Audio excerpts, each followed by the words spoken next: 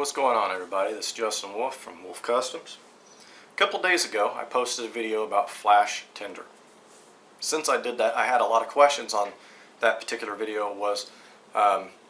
Can you achieve a flint and steel fire using a flash tinder only? My answer to them was no. Okay? I'm not saying that it's not possible, I'm just saying that it's very difficult to get a flint and steel to take or to achieve a fire with a I used cottonwood fluff. Okay, it takes so many tries that it's not even practical. You can do it, but it's just so impractical that I say no. So then it was followed up with, well, can you achieve a flint and steel fire with a natural material that you don't have to char? And my answer is yes. Yes, you can. Okay, you can, but you're limited on what materials that you can use. Okay, so I've brought a couple examples with me today of materials that you would think that you can use. Now, whether or not they will work is well, I know if they will, but you may not. So is what I've brought is I went ahead and grabbed some cottonwood fluff. Okay, I don't have horseshoe fungus in my area. I grabbed the fungus that I have available. Okay, I also got some uncharred punkwood. I've got some chaga, and then of course I've got my charred punkwood and everything else. I'm doing this video in the house today because I want the lighting to be good, so that way you guys can actually see the type of sparks that are landing on my materials and everything else. Okay, so that way there's never a question in anybody's head, well, you're not getting good sparks or this thing and that. So is what sparked this video is because I've seen people post these questions and this thing and that, and I had people answering this guy saying, well, you can do this, you can do that, you can do this, and I even had people saying that you can make shavings with wood and everything else and achieve it and all that good stuff. So I wanted to make a video just for these couple people that were asking, so that way they can see firsthand why I choose to go charred and not natural materials. In my mind, if you're going to practice primitive skills, then you need to have a primitive mindset. Just, anyway, enough rambling, let's get into it. Okay, so we've got our piece of chaga here, and we're not going to process it down at all. We're just going to see if we can get it to, take an ember just as it is.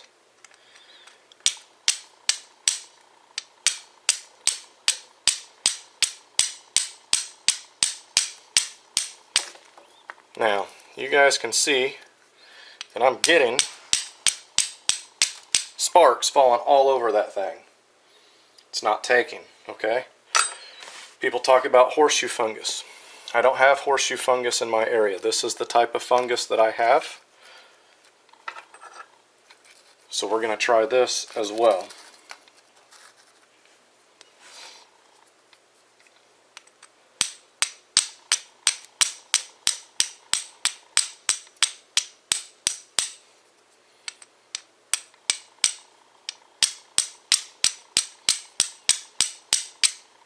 Again, I'm getting sparks all over that thing. Not taking, okay? So the next thing we're going to do is we're going to take this piece of chaga here, and we're actually going to process this top layer a little bit, see if we can get a little bit of dust. Now this is when, more than likely, you're going to get it if you're going to get it when you process it, right? This has been the only time I've ever been successful with chaga and flint and steel, is after I've processed it.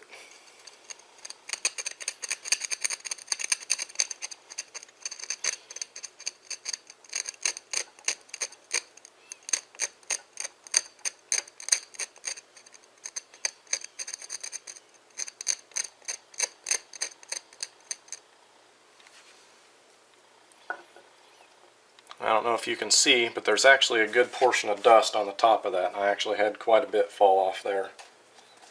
as well. So let's see if we can get this now. Hopefully we can.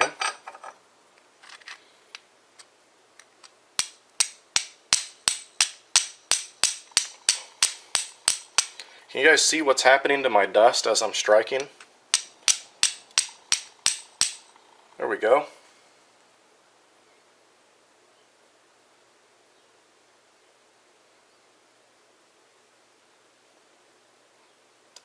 Went out.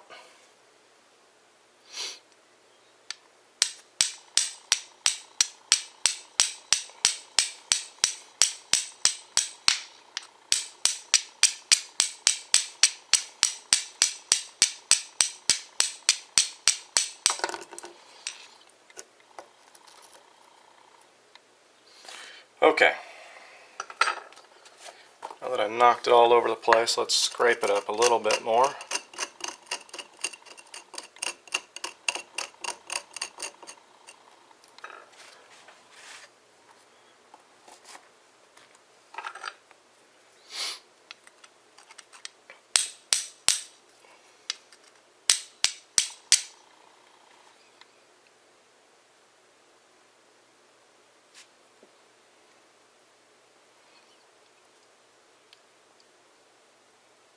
Got a small one fighting. Went out. Nope, there we go. Come on, baby, you can do it.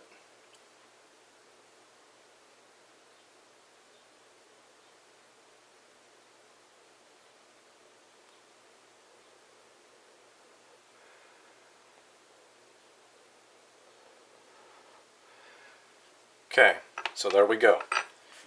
There's your Flint and Steel with a natural tinder without charring it. Now, again, the reason why I would still tell somebody no, because I don't have this. Now, for all you guys that do have it, that's great. But what I do have is the cotton fluff. So let's try it.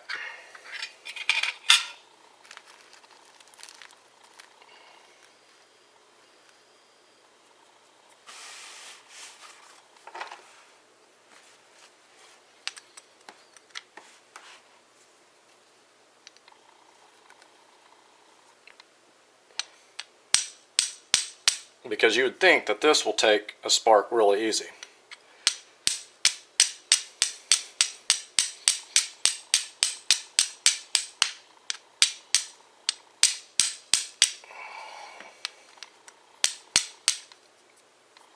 Lost my edge on my rock here. Find a good sharp spot.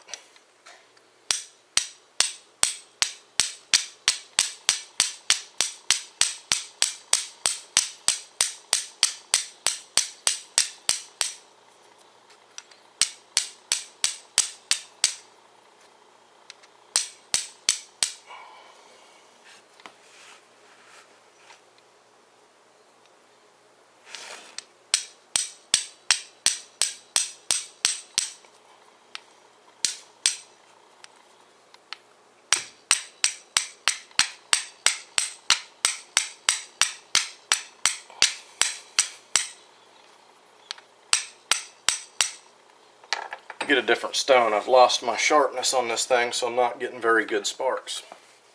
Alright, let's try this again.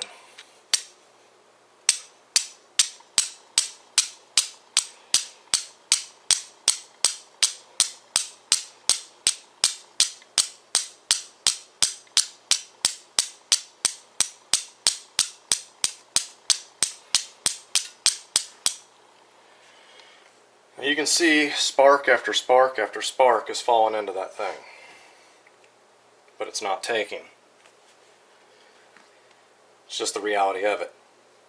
It looks like it's going to work really good, but it doesn't. Okay? It doesn't.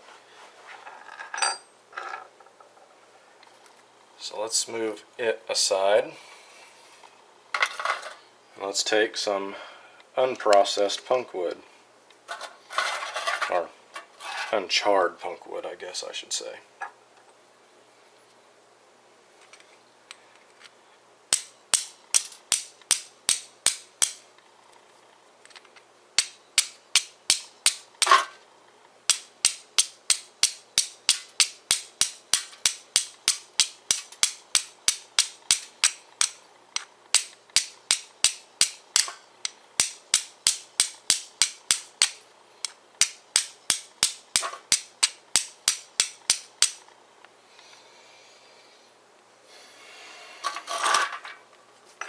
Just not going to happen. So in this tin, I've got all my charred material.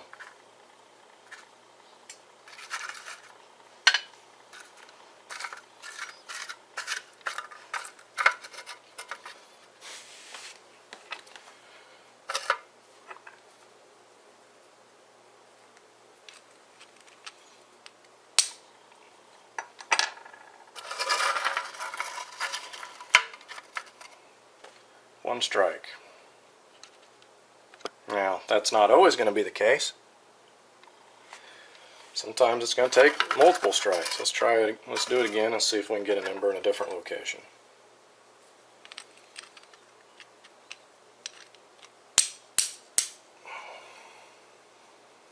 It went out.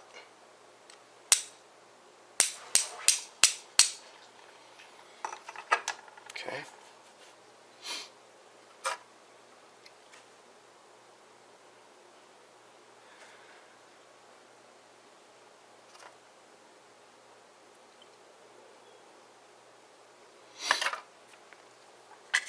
So my point in this video, guys, is not to try to say that getting a fire with flint and steel with uncharred natural materials isn't possible, because it absolutely is. But when I say it absolutely is, it's not really practical in my area. That's why I always use charred materials. So I always get these questions from people that are just starting flint and steel. And that's a natural thing. People that are first discovering the skill and everything else, they want to know exactly how far they can take it. And that's good. I mean, that's what you want to do. You want to practice and do everything under the sun to try to figure out what works good for you. Because in your area, you may have such an overabundance of chaga that it's unpractical to carry charred material. You may be able to just walk over, get a piece of chaga off the tree, scrape it up, get you an ember, call it a day. Okay? I can't. Okay? So I have to practice with the resources that I have. And from what I've read and heard about, chaga at times is not necessarily easy to find neither. So you're still going to have to carry it with you to achieve it. Well, if you're going to carry it, why not char it to make it a little bit easier? I don't know. This is just my mindset. You guys are entitled to your own mindsets, of course.